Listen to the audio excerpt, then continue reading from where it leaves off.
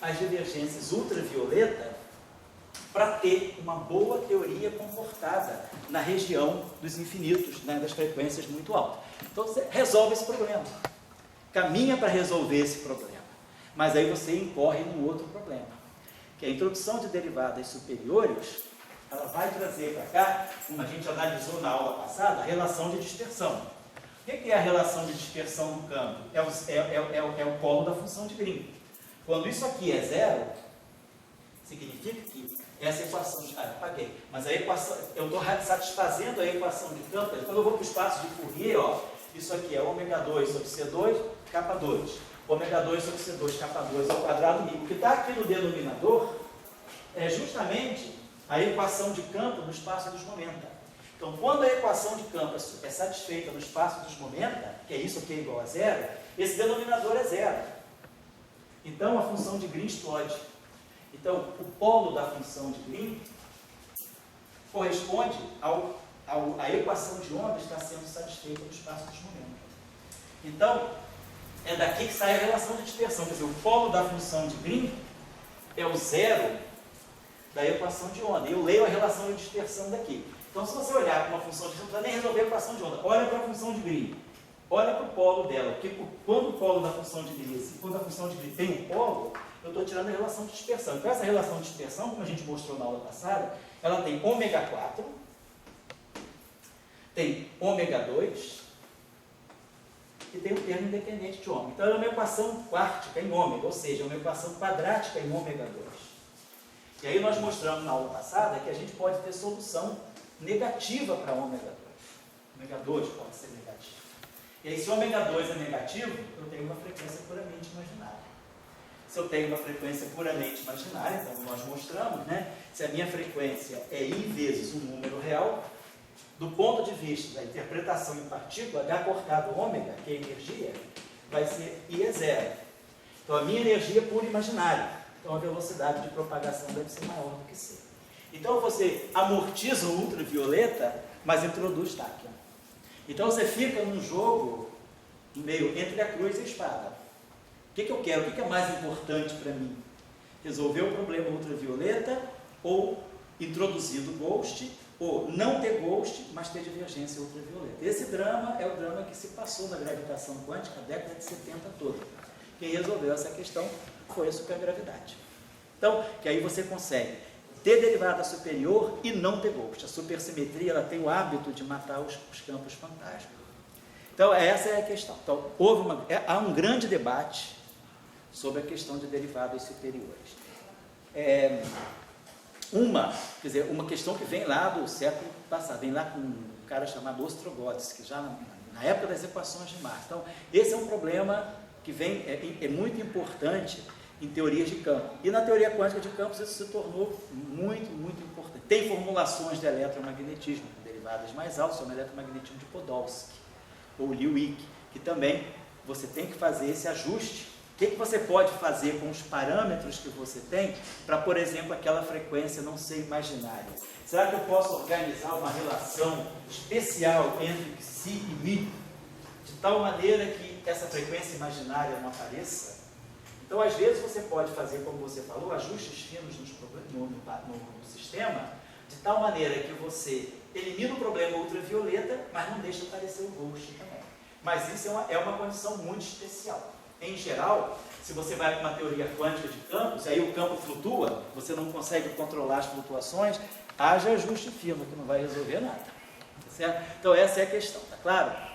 Então, eu vou dar uma paradinha. Agora, eu vou fazer o seguinte, vocês tentem trabalhar essa tarefa que eu deixei hoje, das derivadas mais altas, tentem fazer, se interessar, claro, né? Ou então tentem fazer a primeira tarefa aí, para a gente poder discutir um pouco mais. Agora eu vou trabalhar a equação de conservação, colocando agora, vamos já pensar, fez o que a gente não fez na aula passada, que a gente tirou na aula passada, eu não sei se foi no eletromagnetismo ou na aula de mecânica clássica, onde o Doris ficava presente.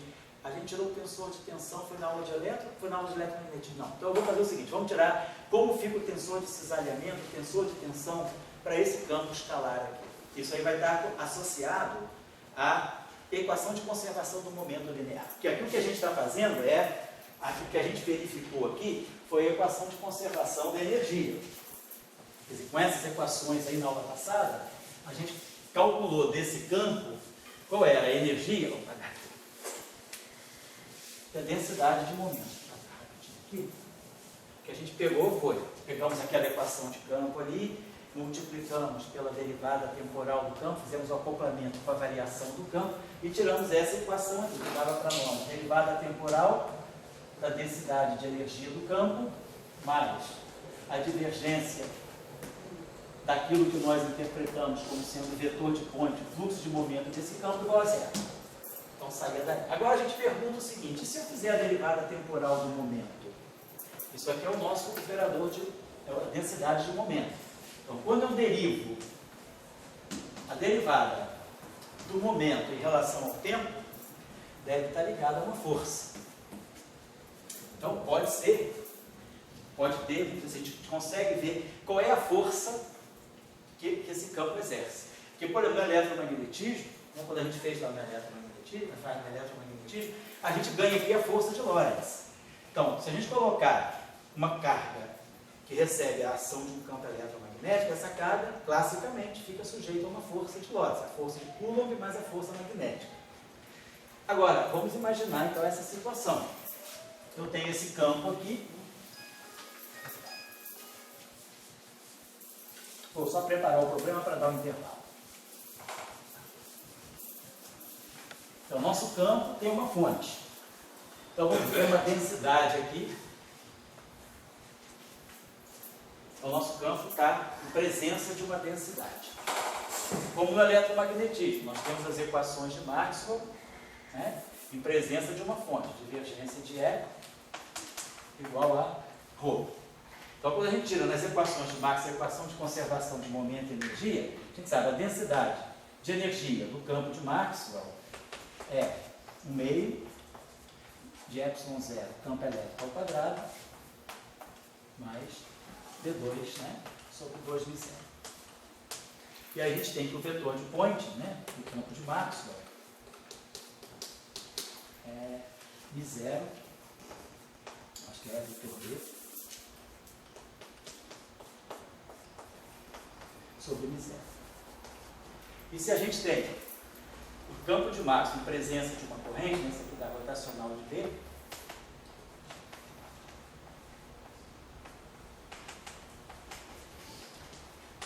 então isso dá para nós divergência da energia, mais a derivada da energia, mais a divergência do vetor de point, que seria a equação de conservação da energia. Se o campo estiver livre, isso aqui dá zero, mas em presença das fontes, né, isso aqui dá para nós menos ρ vezes E, menos ρ,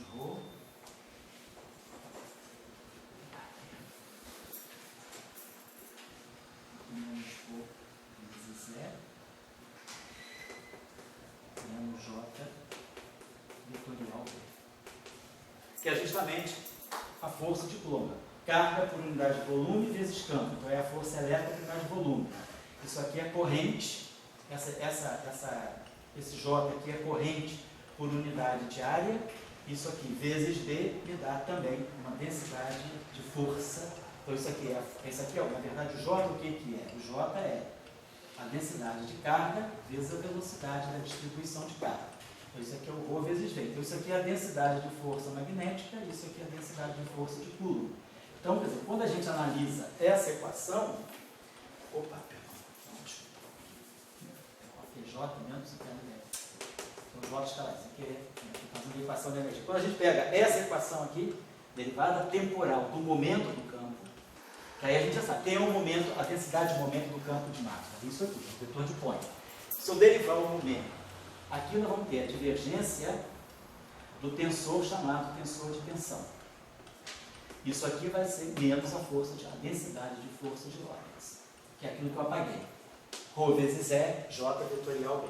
Então, quando eu pego a derivada do momento em relação ao tempo, derivada temporal do momento é uma força. Então, o que eu vou ler aqui do lado de cá, que vai estar quebrando, se não tivesse densidade externa, nem corrente externa, isso aqui seria zero.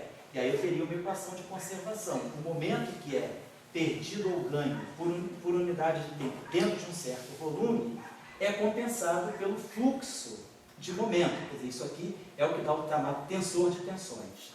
Isso seria zero se o campo estivesse livre. Mas se o campo está interagindo com uma densidade de carga e uma densidade corrente, isso aqui está me dando a derivada temporal do momento. Então, a derivada temporal do momento é a força de reação.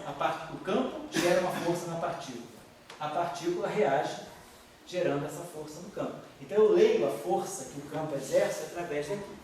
Então, a pergunta é, se nós agora quisermos um campo escalar, estiver interagindo com uma densidade de matéria através desse ρ aqui. Isso aqui está fazendo o papel como se fosse a densidade e a corrente do campo de Massa, mas não é o campo. Agora o campo é um campo escalar. A pergunta é, qual é a força que um campo escalar faz quando ele interage com uma matéria escalar? Eu estou dizendo assim, tem uma densidade de matéria aqui, essa densidade de matéria aqui, e está chegando aqui um campo escalar, uma radiação escalar, representada por esse campo φ. Essa densidade de matéria vai sentir que força feita por esse campo φ. Então, no caso do campo eletromagnético, nós sabemos, é a força de Lorentz, é o ρ vezes o campo elétrico e o J vetorial o campo magnético. Mas agora, e no caso do campo escalar? Como é que eu resolvo essa questão?